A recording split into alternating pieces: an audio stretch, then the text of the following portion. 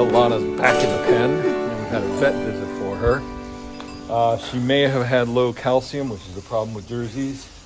So we gave her a bottle of calcium intravenously, but also her hind left leg is giving her trouble today. We let her out yesterday, didn't keep her in the pen. So that was Monday, the day after she calved. It probably wasn't such a good idea, but I wanted to get the pen clean in case we needed it, either for Lottie, who's having foot trouble, or for Dory, who's gonna calve in the next 2 weeks. But Lana's back in because something's going on with that leg. The vet couldn't exactly determine it. He thinks maybe she got shoved or injured in some secondary way. 6:45 cloud pattern. Down here feeding the pigs because I forgot to in all the chaos of today. And it was only when I was coming out to get ready for milking that I realized that there's a bag of feed here for the pigs that never got fed to them. Fortunately, there's a piglet that's been out making tracks everywhere. Probably came up and tried to find me. I don't know. Anyway, yeah, the chaos of today. Not only was there milking, there were the calves to feed, which is now a whole extra thing. Came out to find Lana not walking well and rather tipsy, so we had to have the vet out for her. Lottie was lame overnight because she drastically needs her hooves trimmed, and the hoof trimmer that we had last year about this time ruined her foot, over trimmed it. The hoof trimmer that we had out in November did a great job, and we're trying to get him back, but getting our schedules coordinated and the weather to work out in our favor, because he's got to do a drastic job on her foot. So we don't want a lot of mud for her to have to wade through. So we need that pen that Lana's in now available, and we don't have that. So it was all of that. Plus the bulk tank was broken. So the guy came out in all of the vet, waiting for the vet and all the morning stuff. The bulk tank guy came out to fix or to look at the compressor to the bulk tank, which turns out was not broken.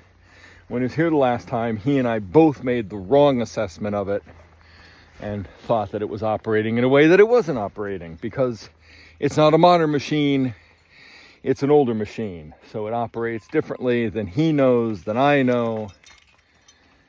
Turns out it wasn't broken. Turns out it was my fault both times. Anyway, having it boxed up over winter, yes, good idea. Until it isn't. Until we get all of a sudden warm days in the spring and warm nights where having it boxed up causes it to overheat. And so it wasn't tripping because it was too cold and it needed heated. It was tripping because it was too warm. And having a heater on it only made it worse. So yeah, live and learn. In the 6 years that we've been running it, never had that problem. So did I forget something, or is it climate change? All right. So Lottie's gonna have to do okay. He's given us some medicine for her to help ease her muscle strain and her pain. Lana got her bottle of calcium and is seeming to respond to it, plus the intravenous medicine he gave her. So we milked Lana this afternoon late. I'm not gonna milk her tonight. This little boy seems stuck. Can you back out of there, little dude? I was worried about this space being a calf trap. He seems okay. Okay, he can back himself out of there. Just not ideal. Come on, little guy. Come on, Patty. How'd you come? All right, that's good. Come on, bud. Oh, yeah, there you are now. All right. That's good. How you doing, Lana? She's still holding that leg awkwardly, but she's still favoring it. It didn't help when we were coming out of the parlor this afternoon. She slipped and may have hurt herself worse. So we're not going to milk her tonight. She doesn't need it. She was milked this afternoon. We'll milk her in the morning. We did move things around in the parlor and this mat outside the parlor, so it's a little easier for the cows to get in and out. We'll see. Because Lottie certainly has to come in and be milked, because Lottie's our biggest producer. But as soon as we put her on this medicine, there's a milk withholding, so we'll have to keep her milk out of the bulk tank. Because it's not an antibiotic, but it is a scheduled pain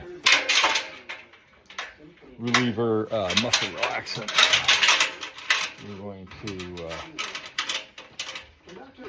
flag her milk starting tomorrow, not going into the tank. So I have to go take care of the heifers and milk the 3 cows we're milking tonight. And then finally, we only had breakfast at 2 today, and we had lunch at 5. So I am ready for bed. It is gloriously still light, however, at 7 o'clock, so that is wonderful. We'll try again tomorrow. See if we can get anything done that isn't just trying to milk cows. Lana is down in the parlor, and we can't get her up, so figure it out.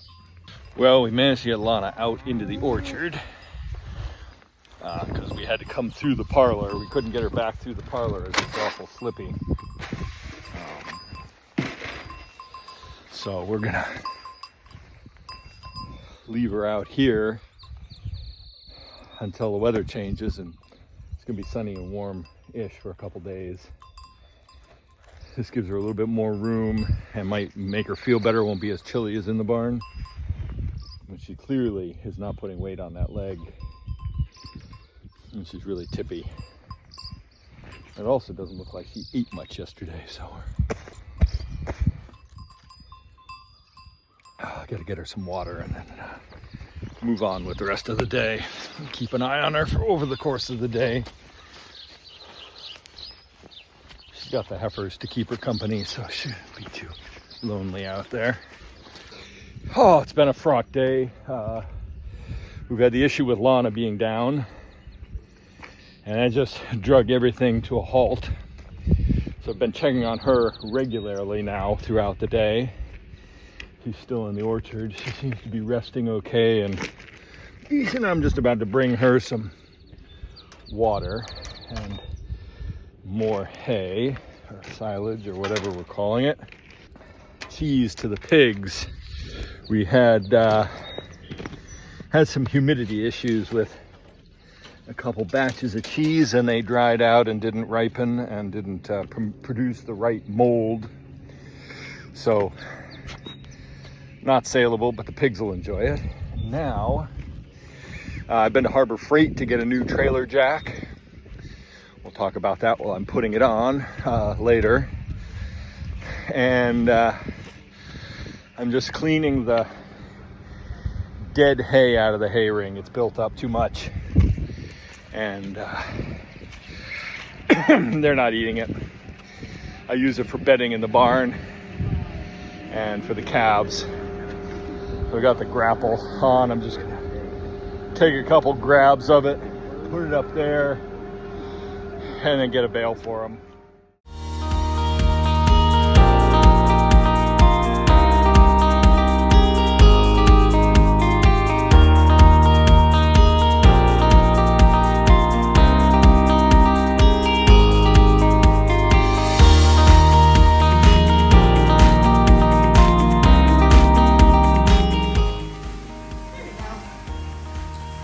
How about Little Miss there? You get her? I haven't had my hi. Little Miss Romper. How are you doing? How's that feeling there? Oh, don't headbutt me, okay? Yeah, you. Hi. Hi. Calf Coat Chaos.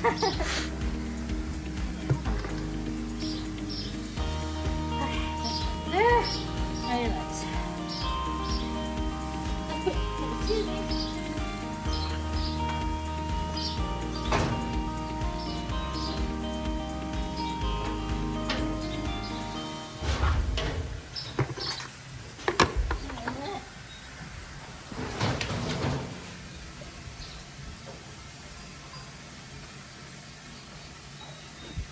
Cassie.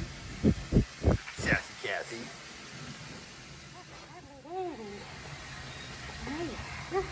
You're a pretty baby. Oh, you're my friend. You're my friend. Okay. Oh, such neck scratchers. These neck scratches. Oh, baby. Oh. When I built this parlor 6 years ago, I guess, it was only supposed to be used for 2 years. I keep going on about that because we have way outgrown it. We outgrew it last year. We outgrew it 2 years ago. Anyway, so the idea was cows could come in one side and go out the other. But also that at the time we were using this, we were bringing the cows not through that end. That was blocked up. The cows were coming from the lane there in this door. And it was supposed to be, well, there was a ramp put here, so that they could come in one side and we would turn around and go out the other side. Then we got this barn finished, or mostly, and moved the parlor into this position, and we started bringing the cows in this way, and for a brief time, we sent them out that way. And then the climate changed, the winters changed. We started getting wetter Octobers and Novembers, less ground freezing, warmer winters, more rain during the winter until the disastrous winter of 2 years ago, where it rained inches every other day. So we had to stop using this exit, and so now we still send them in and out that way. But in all this time, I haven't built the ramp on this side until today. Because not only have cows been tripping coming in, but Lottie, who has got to see the hoof trimmer, and Lana, who is lame now, have been tripping going out. So I'm going to put a ramp in and see if that doesn't help at least take the stress off of them. We did manage to get Lana out of the orchard. She walked in just fine that way on that ramp. We did put something down. We don't have any sand here today for some reason. Don't know why. It's we usually have a bag of sand so we can spread it on icy things and give the cows a little more traction. Anyway, she managed to get in just fine, and she did take a step out and get out just fine. But we know that yesterday when she had her issue coming in, she tripped here over the lip of the rubber matting, which they normally don't have an issue with. They haven't had an issue with for years. But anyway, so I'm going to put a ramp in on this side and hope that that helps and makes it easier on everybody. So that's what I'm doing. It's such a tight area, and again, this is a slapdash job. So I'm just going to press on with it without filming anything because it is a mucky mess right now because despite the weather forecast saying it was supposed to be warm and not like this, it is like this. It is cold, it is damp, it is bone chilling, and nothing's drying out. There's no breeze to dry things out, no anything. So we've got a typical late March day. Anyway, I'm just going to press on. Okay, there it is. I only had a short piece of this ramping, and I didn't want to bring up the one that's outside there because that hides another problem. But the further issue is this side is higher than that side. The idea is if the cows are standing at a slightly negative slope, they push back, and so they stay back against this railing, which pushes their udders closer to us. In theory, it works right when this building was level. Now it's settled a little bit askew, but there's actually a physics reason for sloping the floor. So the ramp had to be tapered and sloped.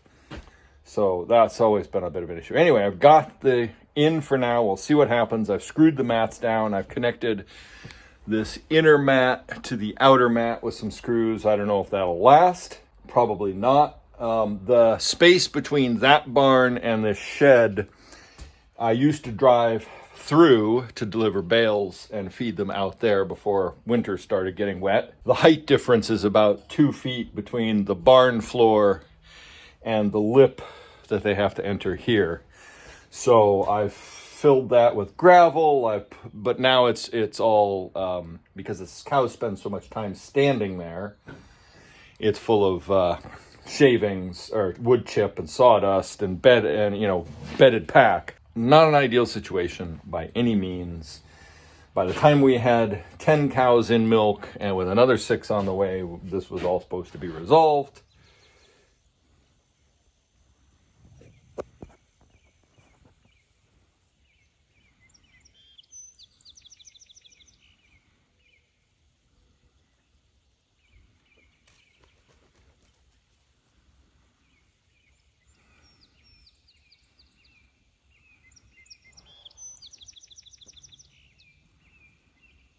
So I did not get away today to go haul bales, but I did get a somewhat working bale trailer.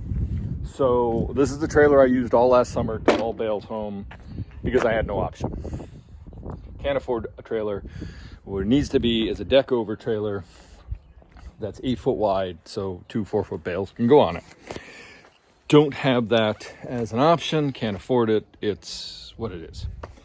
I need a trailer that could be light enough to haul 10 bales with this tractor. That would also have braking, because tractors don't come with brakes. They have a trailer plug. Let's repeat that. Tractors don't come to activate trailer brakes. It has a plug that's a special round 7-pin outlet, and I've converted it to a regular trailer 7-pin outlet, which also means I had to rewire because the pin somewhere in that extension, that crossover extension, the wires are flipped. So anyway, trailers tend not to have their own braking system unless you have a thing on the hitch, which 99%, other than boat trailers, 99% of trailers in the US don't have their own braking system, even though they have generally electric or hydraulic brakes. But all I needed for this size, especially because it's a little too short to haul 10, I can't haul 10 bales. I can get 6 on here, 7 if I'm pushing it. So it's not big enough. It's also a utility trailer or an equipment trailer, so the tires really need to be capped by mud guards, and that makes it so that and it's also only 7 foot wide, so it means I can't haul 2 bales across it in the center section. So it's just limited use. What I need it mostly for here is moving debris and materials back and forth on the farm, hauling logs up out of the forest for the mill. It worked great as that, and that's why the ramps are all messed up. I never did use this trailer to haul equipment or trucks or anything. I usually just go use it to get bales or haul farm equipment around when I have my pickup. So now I've got it working. I've just fixed the lights, except in order to get the lights to work in all conditions, for some reason these brake lights are on, and I don't quite know why, but that's okay, because when I'm driving and the lights are on, these act as like running lights, match the tractor lights. They're at the back. So I rewired it. I chopped off the damaged and bent and full of holes, dangerously sharp. I cut myself several times last season. These mud guards. And then the other thing is I bought a heavier duty jack and welded it on. Don't look too close, those are farmer welds. The last time, the jack that this came with a broken jack, so I tore that off and I put a 5,000 pound, the correct, or whatever, 8,000 pound, whatever the correct jack was that I took off of this that was factory installed. I replaced it with that same jack. This is a 14,000 or 7-ton trailer. So you would think that the jack would be able to handle taking it off the vehicle with the trailer loaded with whatever carrying the cargo load, because a 7-ton trailer can't actually haul 7 tons. It's only about 6 tons because the trailer weight fits into that equation, which I'll never get. So anyway, last summer I torqued the jack that was on here that I had put on about 6 years ago. So it was starting to wear. But last summer when I put bales on here, you load it from the front so the weight goes on there, and then you distribute the back. Otherwise, if you put it on the back, the trailer tips up if the tractor's not attached. Because 2 4,000-pound bales on the tail make it tip 2,000. I figure my bales weigh about a ton each, especially when they're green straight out of the field. Yeah, so they're not hay bales, they're silage bales, so they're heavy. So I had put the bales on here. The trailer was jacked up to get it off of the tractor, so I could use the tractor to load the bales. When I went to hitch back up, the lunette of this ring here, the pintle ring is called the lunette, was almost exactly level with the tractor. And so when I went, because it had sunk in the ground, so when I went to raise up the jack, it came up a few inches, came up out of the ground barely, and then jammed and broke with the foot down. And I couldn't get, I guess I got the foot wasn't spring loaded, it was mechanical. So I pulled the pin and I got the foot up as high up the 1 pin, I think it was, and popped it in. But that still left the foot of the jack about 2 inches off the ground. So I said, okay, I'll get out of here, I'll get back to the farm, and I'll cut the jack off or fix the jack when I get back to the farm. But what happened was I was going up, the road out of that farm is really sandy in one spot and going up a hill, and I was fully loaded. I was in the wrong gear of the tractor, so when I hit that hill, I started to stall. I needed a downshift because of the angle, and also the load. I started to dig in, and the trailer jack foot, which, just like that, but a little bit smaller, trailer jack foot jammed into the ground, sunk in like an anchor. And because I dug down, and then the tractor really dug down in further, big wheels were sunk in about 8-10 inches up to about here, and I couldn't go anywhere. I couldn't go backwards, I couldn't go forwards, all because of that damn jack. And I beat on that thing with the sledge that I carry in the tractor. I was out in the middle of nowhere at a farm. Fortunately, I was blocking the main road in. Fortunately, the owner was there that day, and after a while, he heard my cussing and beating on the jack. I couldn't get it off. My welds were too good. And so after he brought me some tools, we tried everything, jacks and chains, and tried to break the welds right here. What it finally took, he found a cold chisel, and I spent almost 2 hours cold chiseling and it was getting late, and I needed to wrap that silage. Anyway, got the jack off, and I was immediately able to get out of there. So this time I've gone for the heavier duty jack, a 10,000-pound jack. So whatever I put on the trailer, it shouldn't affect the strength of the jack. And I got the spring-loaded foot that has positive pins, so I can literally just stand on this, drop it to the ground, let the pin sink in, and then jack it up. And if I ever get stuck, all I have to do is take the pressure off trailer tongue, and that foot will spring up. So I got that installed. So now I can go to the other farm, drop the trailer off, use the tractor to load some bales, strap the bales on, hook the trailer back up, and come back. And that's what I was hoping to do today, but couldn't get out of here. And so now it's getting late, it's almost milking time. A piglet keeps escaping, which is not fun because she is a little brat. Don't know why she thinks she needs to come up here. She's willing to take the shock from the electric fence. They were fed, they were watered, they were taken care of today. So that's really annoying that I have to stop and keep putting her away. So all of that has gone on today to get this trailer ready. And there's been customers and interruptions. And so there is no footage of this happening. And the last piece of the puzzle is because the road, that's 12 miles over to the other farm, and it's all back roads, and that's the shortest distance, but and also the shortest time really to get there. but it's well-trafficked roads. Even though they're back roads, they're really trafficked. And I do have to go out on Route 1, coastal highway, for a short piece, and then turn on another set of small roads. So the tractor only goes 25 miles an hour. The average road speed around here is 45. Route 1 is 55. And so when I get out on those roads, the tractor only goes 25. People really get upset. They just don't understand that farms, produce food like that they might eat 3 times a day.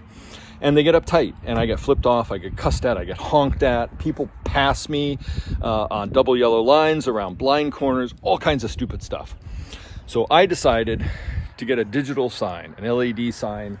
I'll show you what it says in a minute, so that at least I have a way of communicating with these idiots, because I'll go, like I said, it's 12 miles over there. I think there's 7 passing zones. And the person behind me will come behind me like right when I turn on to that area, that stretch of road with the passing zones. And they'll tailgate me, missing all of the passing zones, even if there's no traffic coming the other way, until the last one, and they get really bent out of shape and start yelling at me, and then pull in front of me and hit their brakes and shit. It's really crazy what people do. They see a tractor on the road, they see people going about their daily agricultural business, and they frickin' lose their minds. Anyway, so I got a sign. The hope it works, and we'll test it tomorrow when I go to get those bales. Now I placed that up that high, even though the windshield wiper is in the way, only because it would be more visible down lower, but it's also more likely to get bumped down lower. And that is, it's a very flat LED mat. It's pretty cool. And you can program it to say, whatever, and there's a bunch of traffic things. You can update it and alert it and change it. So it's kind of cool. And it wasn't that expensive. So I think, hopefully, that gives me a bit of safety, to communicate with people. And hopefully, if something goes wrong, I can at least have that to fall back and say, look, the idiot was warned that they should pass when they could. So anyway, I got the trailer ready, the tractor's ready to go. I'm going to get out of here as soon after milking as I can tomorrow to go get 5 or 6 bales. So there's 21 bales over there, so it's either 3 trips of 5 and a trip of 6, or 3 trips of 7.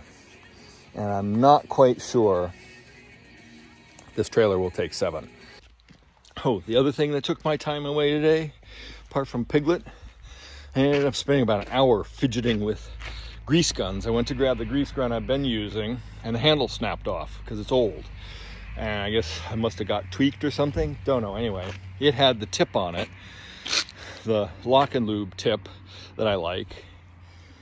And I went to take that off to put it onto my other grease cannon foot pedal grease gun that I use, because that tip is broken.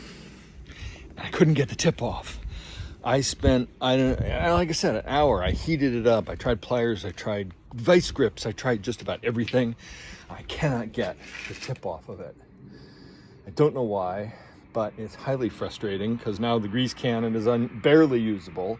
I did manage, because I can't find any other grease guns. I'm pretty sure I've got 2 grease guns over at my buddy's farm in the baler. But I don't want to stop everything and run over there for that. So I did manage to get the grease cannon to work. The tip on it doesn't want to latch on. I had to really hold it to get any grease in anything. But so now I got to get a new grease gun or find my other ones. I know I had literally 5. I had 5 grease guns. And I only know where 3 are. If only one is there. I think I took everything out of the other baler, the broken baler that's here. Maybe it's there. Anyway, I gotta find. I'm pretty sure one of the reason those grease guns are in the balers is because they were secondhand, abused, dented, dinged. Don't use them that much. Fine for an emergency grease job in the baler, or while you're resting for lunch or something, for the square balers. But yeah, they're not for daily use like I need with the equipment. So, which is why I have the grease cannon. So now I'll probably have to send away for a new hose for the grease cannon because the end's messed up and I can't get the tip off. Annoying.